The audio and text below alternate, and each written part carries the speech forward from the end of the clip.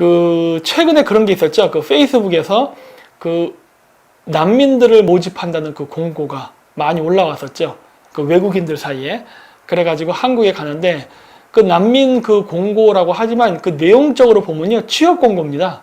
왜냐면 월 얼마 이상의 소득이 보장된다는 등 필요한 서류는 무엇인가 이런 것들 쭉 하는 걸 봤을 때 일종의 취업 공고예요.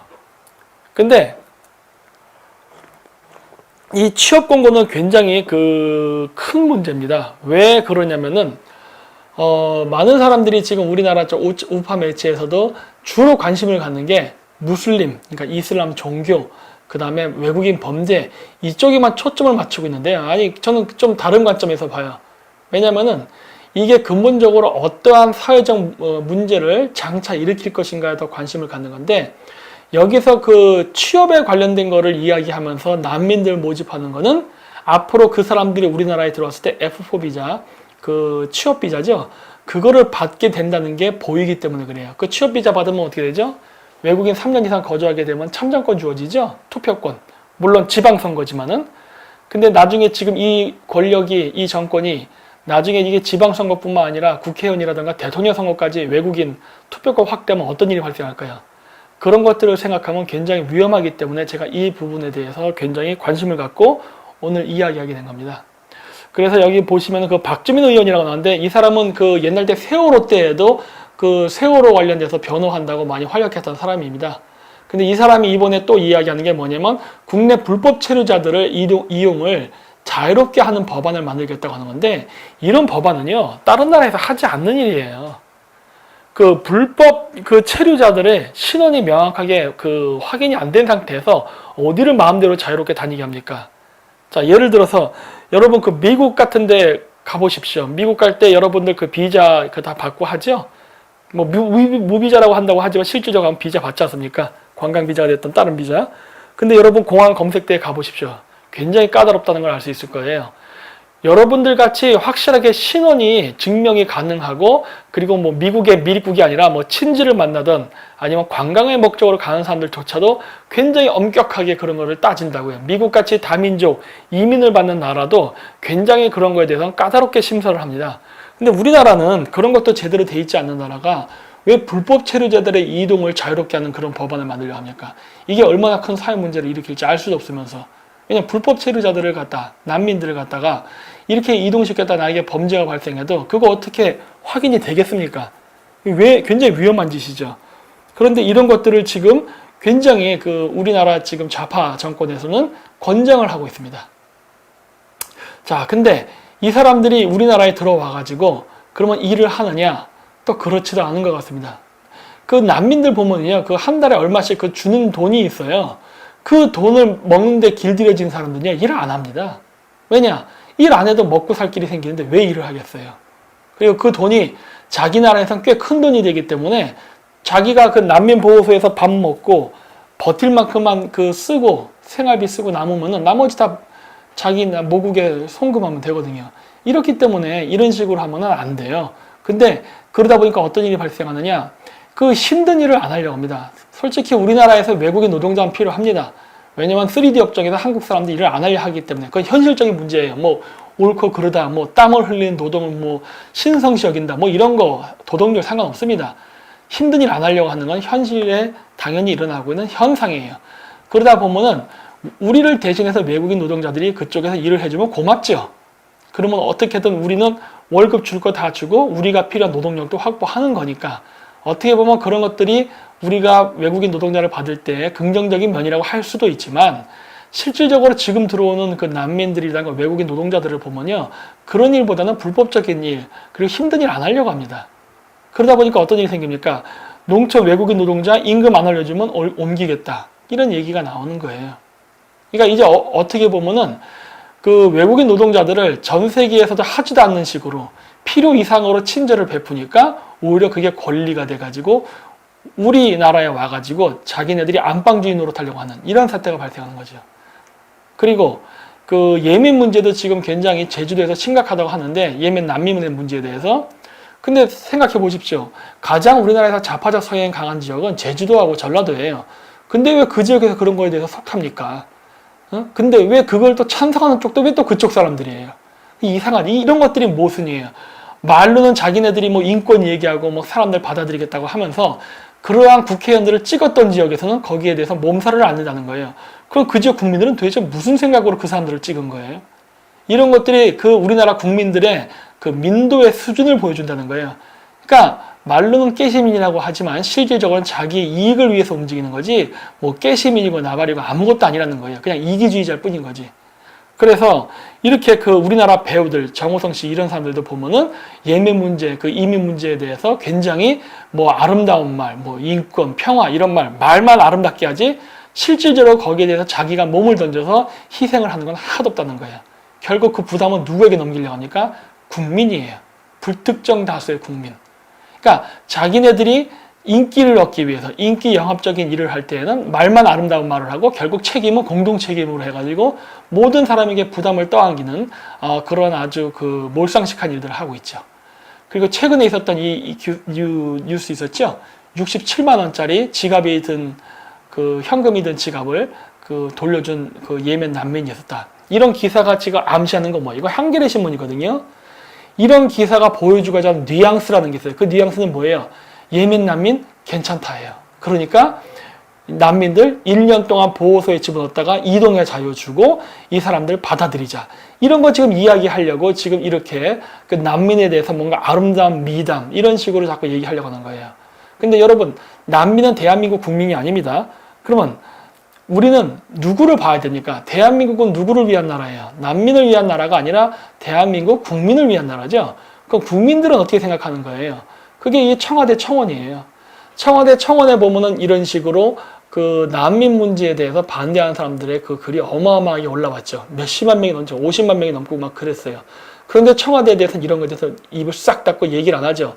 그러면서 최근에 나왔던 게 뭡니까? 그 문재인 대통령만 아파서 쓰러졌다고 했다가 일어나서 기껏 그 회의해갖고 결정한 게 교복 옷에 맞게끔 제정한다. 이런 얘기 하는 거예요. 그 여러분 그 교복을 그 학생들 몸에 맞게 그렇게 입는 게 중요합니까? 그 난민 문제 해결하는 게 더 중요합니까? 근데 프로파간다적 그 정치를 하다 보니까 그렇게 뭐 젊은 청소년들을 위해서 마치 자기가 굉장히 열심히 일을 하는 것처럼 교복을 몸에 맞게 뭐 만든다. 뭐 이런 식으로 해갖고 그런 거 뭐 별로 중요하지도 않은 거 그런 거를 그냥 젊은 애들 아무것도 모르는 애들한테 인기성 발언만 하고 진짜 우리 현실 문제인 제주 난민 문제에 대해서는 아예 입을 싹 닫고 모른 척하죠. 자, 그리고 이 난민에 대한 문제점 중에 어떤 것들이냐면 여기 보시면 그 이 예멘 난민 사람들의 대다수가 남자입니다. 91%예요. 압도적 숫자가 남자고 그 남자들 성비를 보면요. 젊은 사람들이 많아요. 20대, 30대가 거의 대부분을 다 차지합니다. 젊은 사람들이 와요. 근데 이 젊은 남자 난민들이 많이 오게 되면 범죄율이 올라갑니다.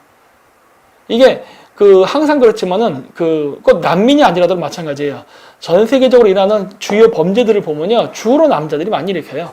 아무래도 남자들이 좀 더 그 공격적인 성격을 가져서 그런지 모르겠지만은 그런데 이런 불법 체류자들이 젊은 남자들 위주로 해서 많이 오게 되면요. 그 사람들은 장차 미래에 범죄를 저지를 수 있는 확률이 높아지는 사람들이에요. 그럼 이렇게 하지 말고 그럼 차라리 여자를 더 많이 받아들이지. 왜 남자를 이렇게 압도적으로 받아들여서 그 여러 가지 위험성이 있는 그런 것들을 만들려 합니까? 근데 거기에 대한 아무런 안전장치도 없이 왜 또 난민들에게 이동의 자유를 주려 하냐는 거예요. 이런 것들이 바로 그 앞으로 일어날 일에 대해서 대비를 하지 않고 그냥 무작정 선심성 정책을 피는 그러한 한 예라고 볼 수 있죠. 하지만 이건 사실 그 선심성 정책은 아닙니다. 제가 뒷부분 결론에서 이야기할 거지만은 이거는 자신들의 정권, 그 장기 집권 계획하고 연관이 있습니다. 나중에 말씀드릴게요. 그리고 이제 또 하나 중요한 문제는 난민 중에서도 제일 중요한 거는 그 중국 난민이에요. 그 예멘 난민의 숫자는요, 많은 게 아닙니다, 사실은. 우리가 난민이라고 안 불러서 그렇지 실질적으로 우리나라에 들어오는 불법 체류자들 그 다음에 뭐 난민 이거는 뭐 종교의 박해 그다음 정치적 박해 때문에 오는 사람들 이게 꼭 예민함만 있는 건 아니고 중국에서도 많이 옵니다. 근데 이런 사람들의 숫자는 중국이 가장 압도적으로 많아요. 그리고 실질적으로 그 사람들은 우리나라에 와가지고 난민촌이 아니라 아예 난민타운을 만들었죠. 그게 뭐 예를 들어서 저쪽 뭐 가리봉동, 대림동, 뭐 인천 이런 데 만들어진 차이나타운들이에요. 이런 차이나타운은요, 이제는 한국 사람들도 못 들어갈 정도로 그냥 자기네들이 완전히 장악했습니다. 경찰도 안 들어가요. 그래서 그 안에서 온갖 범죄들이 다 일어나고 있죠. 근데 그걸 우리는 전혀 통제를 하고 있지 못하는 거예요. 그래서 이건 2015년까지의 통계인데, 제주도 외국인 범죄 통계입니다. 이 통계를 보면요, 그 외국인 범죄의 숫자는 계속 증가합니다. 그거는 아무래도 난민의 유입 숫자가 증가하기 때문에 그런 것도 있어요. 그리고 제주도는 무비자 입국이 가능한 지역이기 때문에 그 개발도상국, 특히 중국에서도 많이 넘어옵니다. 그리고 제주도를 한국 본토로 들어오기 위한 그 밀입국의 그 중간 기지 역할로서도 이용을 많이 해요. 밀수 루트로도 많이 이용하고. 그러다 보니까 당연히 제주도에서 범죄가 증가하는 건 당연하죠. 그 중에 가장 많은 것들이 바로 폭력 사건이죠. 그 다음 교통사고도 많고, 그 다음에 그 각종 사기 사건, 이런 것들이 굉장히 많이 일어나고 있죠. 근데 이런 것들도 마찬가지예요. 외국인 범죄가 증가하고 있는데, 아까 얘기한 것처럼 그 외국인의 그 이동, 그 난민들의 이동의 자유를 준다는 건요, 바로 모순이 있다는 거예요. 왜? 이렇게 제주도 안에서도 지금 난민 숫자가 증가하면서 범죄율이 증가하고 있는데, 이거에 대한 정확한 대비책이 없이 그냥 이동의 자유를 주게 된다면 이게 제주도뿐만이 아니라 한국 본토 전체까지도 그 외국인 범죄가 상승하는 효과를 이룰 거기 때문에 그래요. 따라서 그거에 대한 대책을 마련해 놓고 하든지, 아니면 여러 가지 보호장치라든가 다른 나라의 선례를 봐야 되는데 그걸 안 본다는 거예요. 기본적으로 다른 외국의 선례는 점차 금지하는 쪽으로 가고 있습니다. 왜? 너무 외국인 범죄가 심해졌기 때문에. 그래서 여기 보시면은 그 평택에 제가 대규모 차이나타운을 건설한다고 했지 않습니까? 근데 이 평택에 차이나타운을 건설하면서 어떤 일들이 발생하고 있느냐? 마약상들이 왔다 갔다 하기 시작합니다. 당연한 거예요. 불법 체류자, 난민 이런 사람들이 중국하고 왔다 갔다 교류를 하게 되면은 당연히 범죄율이 올라가요. 근데 그 범죄가 올라가면서 가장 극성을 부리게 되는 건 마약입니다. 그리고 이 마약이 퍼지는 거는 또 여러 가지 또 다른 이유도 있어요. 우리나라 그 국민들의 그 정서를 전부 다 개돼지로 만들기 위한 전략도 이 중에 하나예요. 그건 제가 나중에 캘리포니아 사례에서도 보여드릴 텐데, 항상 다문화 정책을 좌파들이 펼치고 나면 마지막에 나오는 게 마약입니다. 그래서 평택 마약 유통지로 떠오른다. 이런 것들이 점점 나오고 있는 거예요. 그러니까 이미 옛날부터 예견이 됐어요. 왜 평택에 마약 유통지가 떠오릅니까? 차이나타운 생기니까 그런 거예요. 그래서 이 마약 유통이요, 옛날 때에는 그냥 뭐 그 마약 그 환자들에게만 몰래 파는 식으로 해서 유통이 됐지만, 지금은 그게 아니라 일반 국민들을요, 본인이 원하든 원하지 않던 마약 중독자로 만듭니다. 옛날 때 그런 대표적인 사례가 어디에서 일어났냐면 그 나이트클럽이에요. 나이트클럽에서 그 마약 같은 마약 성분의 그런 것들을 음료수에 타가지고 여자들한테 준다던가, 아니면 거기 그 춤추러 온 사람들한테 음료수에 타가지고 약간 환각 상태에 빠지게 해서 더 흥을 돋군다, 이런 식으로 해서 마약 중독자들을 만드는 그런 것들이 있었죠. 그랬는데 이제 중국에서는 그거보다 좀 더 업그레이드가 돼가지고 음식에다가도 마약을 탑니다. 그래서 마약을 먹게 되면 맛있겠죠? 약성분이 있으니까 약간 몽롱한 게. 그렇게 하면서 맛집이 되고 단골집이 되는 거거든요. 이런 일들이 중국에서 일어났는데, 그 중국에서 그 적발된 게요, 보면은 그 중칭에서만 35곳이었대요. 그리고 2004년 귀주성에서는요, 215곳에서 발견됐답니다. 이렇게 되면요, 이거는 지금 몇 성이라고만 얘기했잖아요. 이게 중국 전체라면요, 아마 이게 상당히 일반화되어 있을 가능성이 있어요. 그리고 지금 우리가 중국이랑 교류하고 인천 차이나타운, 그 다음 평택 차이나타운, 그 외 각 지역의 중국인들이 운영하는 가게에서 과연 이러한 마약 유통이 이루어지지 않을까요? 자기네들도 돈 벌고 싶은 욕심에 음식에다 마약을 타지 않을까라고 우리가 장담할 수 있겠냐는 거예요. 왜? 이미 중국에서 그런 짓을 하고 있고, 그런 노하우가 그 중국인 사이에 퍼졌다면은 당연히 한국에도 올 가능성이 높은데. 그리고 또 하나의 문제는 뭐냐면, 가장 많은 사람들이 우려하는 테러에 대한 부분입니다. 테러리스트 문제인데, 이것도 한겨레 신문이에요. 한겨레 신문에 이번에 뭐라고 났냐면, 예멘 난민 오해와 진실, 내전 탈출한 사람들을 가짜 난민으로 낙인 찍은다, 이런 식으로 해가지고 마치 이거는 오해다라는 식으로 하는데, 오해일 수도 있어요. 왜? 모든 난민이 다 테러리스트는 아닙니다. 하지만 원래 공산주의자들이 통일전선 전술을 쓸 때 쓰는 방법이 뭐냐면, 군중 속에 숨어서 게릴라전을 한다는 거예요. 무슨 말이냐? 지금 예멘 난민들이 대다수일 겁니다. 하지만 그 대다수의 난민 속에 섞여 들어오는 테러리스트들이 있을 거예요. 이 사람들을 색출하기가 너무 어려워진다는 거예요. 근데 문제는 이러한 사람들을 색출하기도 전에 지금 좌파 정권은 이 사람들에게 이동의 자유를 줘가지고 지금 한반도 전역에 바로 이 난민들을 퍼뜨리려고 하는 거죠. 이런 계획을 보면은 의심스럽다는 거예요. 왜? 지금 우리나라에서 이 난민 문제 움직이는 패턴과 방식을 잘 보면요, 여기서도 국제 코민테른의 냄새가 납니다. 왜냐면 지금 우리나라에서 일어나고 있는 이런 난민의 대응 방법, 이런 거에 대한 각종 정책, 이 좌파들이 하는 이 정책은요, 이미 유럽이라든가 미국에서 했던 정책을 쏙 빼닮았어요. 그래서 제가 이것도 보면서 이것도 역시 국제공산당 그 코민테른이 통일전선 전술을 쓰기 위해서 지금 우리나라 사회를 혼란 시기에 빠지게 하기 위해서 하는 전략이라는 게 보여요. 그래서 여기 보면은 제주도에 있는 난민 중 시아파 무장반군이 있다는 증언이 나왔잖아요. 이런 증언이 나왔으면요, 먼저 이동의 자유를 주기 전에 이 정보를 접수하고서 시아파 무장반군이 누군지부터 조사해야 되는 거예요. 근데 지금 우리나라 조사하고 있나요? 조사 안 한다고요. 조사하지 않고 무슨 난민들의 인권, 이동의 자유 이런 얘기만 계속 해야 된다고요.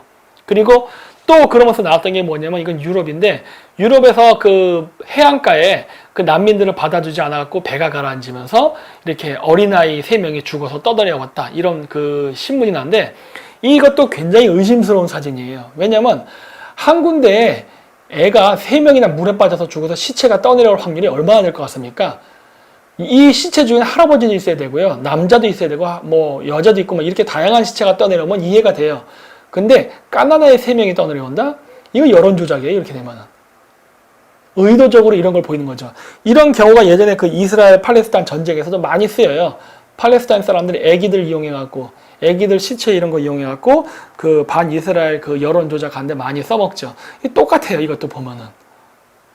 그리고 왜 예멘이 문제가 되는가는 바로 예멘은요, 북한하고 친한 나라입니다.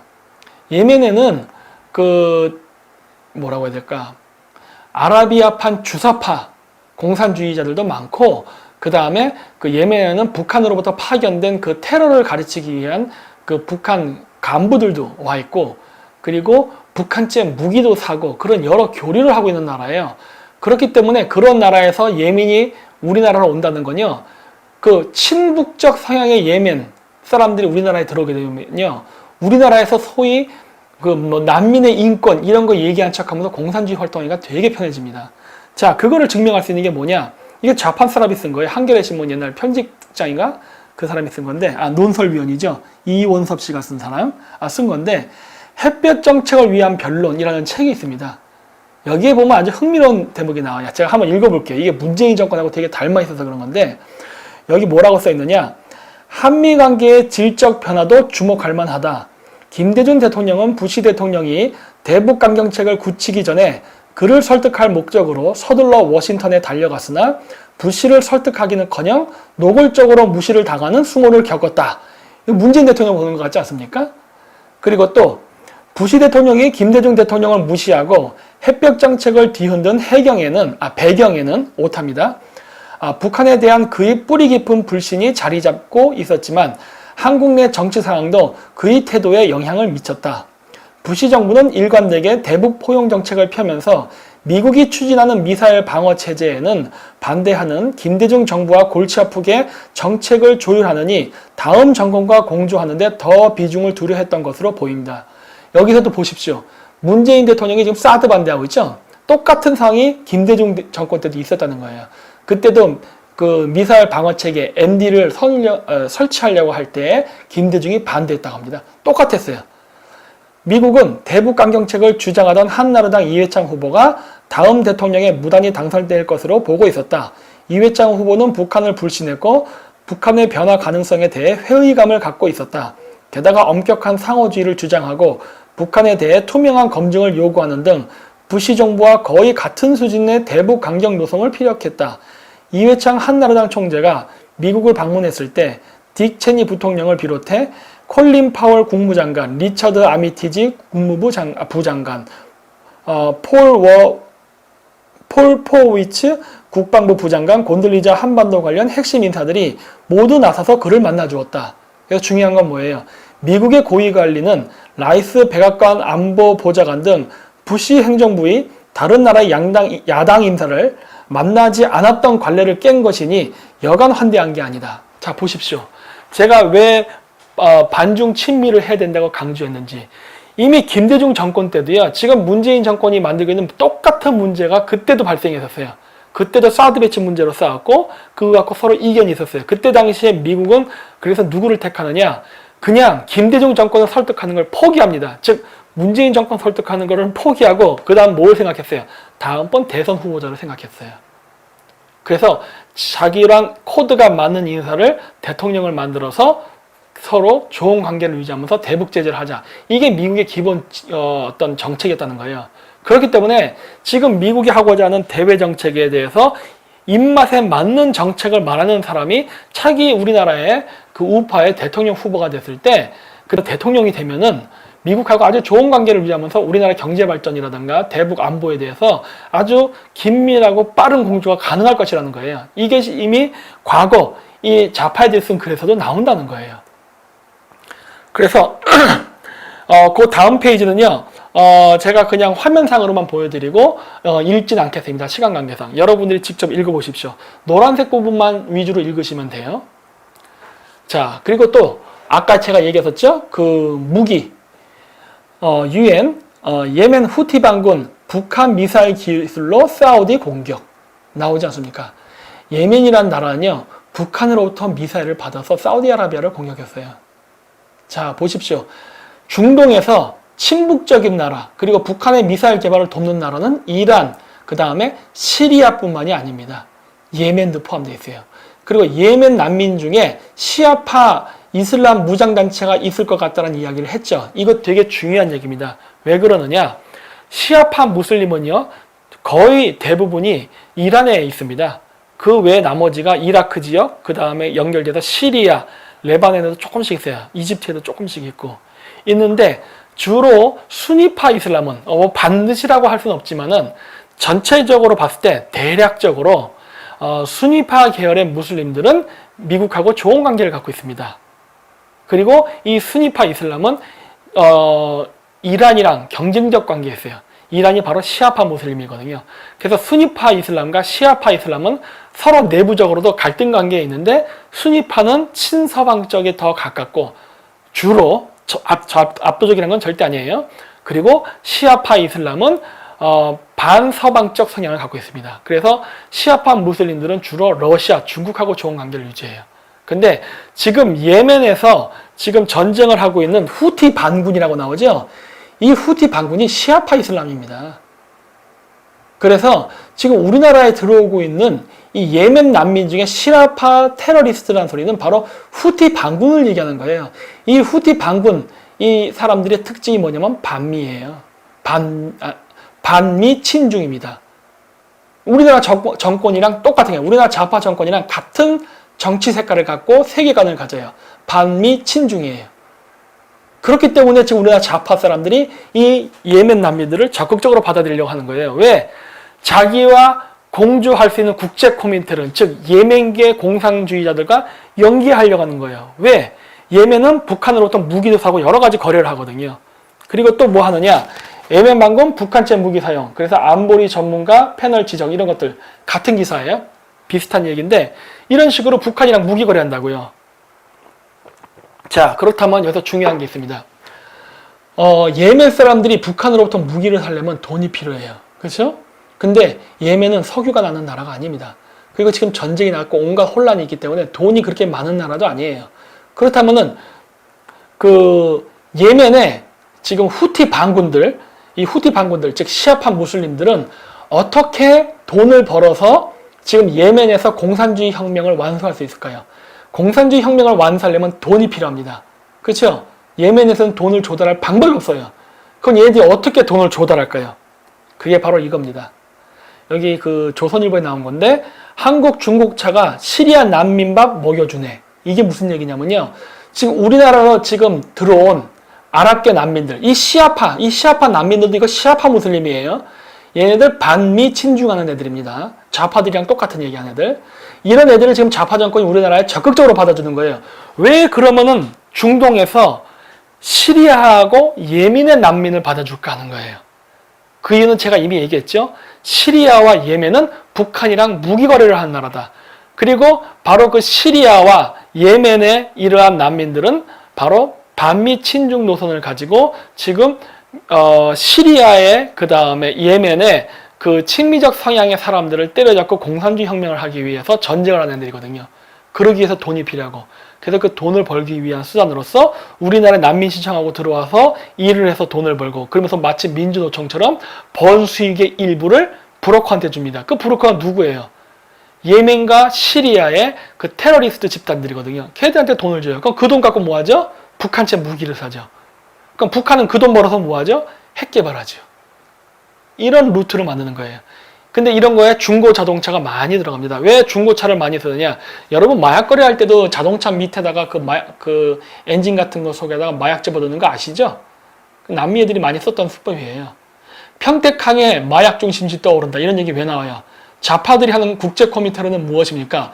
중국 공산당, 예멘 공산당, 시리아 공산당, 일본의 조청년, 중국 이런 애들과 함께 연대해가지고 공산주의 혁명을 하려는 거예요. 그 공산주의 혁명을 위한 혁명 자금은 어디서 뭡니까? 자유민주주의 국가 안에서 바로 무역이라는 틀을 이용해서 하는 거거든요. 그래서 중고차를 팔아서도 돈을 벌지만 중고차 속에 뭘 집어넣어서 보낼지 알 수가 없어요. 왜? 이런 것들을 컨테이너에 자동차를 집어넣어서 보내는데 자동차들 컨테이너에 집어넣으면 빈 공간 많이 생기잖아요. 그럼 그 빈 공간에 뭘 집어넣을 것 같습니까? 이건 제가 몽골에 있으면서 옛날 때들 그 컨테이너 화물 저도 보내고 하는 거 일을 해봤거든요. 그래서 아는데 그 컨테이너 공간에 빈 공간을 절대 두지 않습니다. 몽골 사람들 그거 물건 수출하는 거 보고 정말 깜짝 놀랐어요. 예전에 제가 중고차를 한 대를 보낸 적이 있었거든요. 그 컨테이너 예를 들어 20피트, 40피트 쪽에다 자동차를 집어넣어요. 그러면 자동차 집어넣고 나면 나머지 빈 공간들 많잖아요. 심지어 자동차 안에도 트렁크, 운전석 이런 다 빈 공간이잖아요. 거기다 뭘 집어넣냐? 뭘 넣어도 다 사서 집어넣습니다. 거기다 뭐 전기담요, 그 다음에 스페어 타이어, 자동차 부품, 뭐 그 다음에 한국 식품 등등 했고 꽉 채워요. 정말 놀라울 정도로 빈틈을 보이지 않고 다 집어넣습니다. 왜? 그래야 수익이 그 확대가 되니까. 얘네들은 그런 거 안 할 것 같아요. 이게 바로 지금 유라시아의 구공산권 국가 사람들이 하고 있는 비즈니스 사고방식과 멘탈리티인데, 저는 제가 그 공산주의 국가에서 오래 살았기 때문에 걔네들의 꼼수는 정말 잘 알아요. 걔네들 그런 식으로 한다고요. 자동차 수출할 때 자동차만 파는 거 아니에요. 그 공간에 따른 거 다 집어넣습니다. 물론 신고는 다 해요. 근데 신고를 하는데 여러분이 3,000원이라 쳐봐요. 여러분이 3,000원인데 그 어마어마한 물건들이 있으면은 여러분 그거 다 조사할 수 있을 것 같아요? 조사 못 합니다. 더구나 우리나라에는 지금 공무원 노조라는 게 있죠. 3,000원 중에도 분명히 그 민주노총 소속인 애들이 있을 거예요. 그런 애들이 거기에서 3,000원 하면요 다 통과됩니다. 무사 통과된다고. 그러면 우리나라에서 마약, 범죄, 인신매매, 장기매매 등등 여러 가지 일을 해서 수익을 발생시키면 그게 죄다 시리아, 예멘 이런 데 가가지고 테러리스트 자금으로 쓰이고 그 자금들이 다 북한으로 들어가는 거 아닙니까? 이걸 제가 제일 심각하게 여기는 거예요. 그래서 예민들 받으면 난민들 받으면 안 된다고 하는 거예요. 난민도 받으려면은 국적을 보고 받아야 된다는 거예요. 아무 나라나 받지 말라는 거예요. 왜 지금 우리나라의 좌파 정권이 집중적으로 받으려는 이 아랍 난민들이 보면 왜 하나같이 북한이랑 무기 거래하는 나라 난민들만 받아들이냐는 겁니다. 이게 수상하다는 거예요. 이 사람들 우리나라에서 일해서 버는 수익은요 반드시 그 브로커를 통해서 자기 모국으로 들어가고 다 북한으로 들어가니까 우리는 그거를 아주 심각하게 재검토해야 됩니다.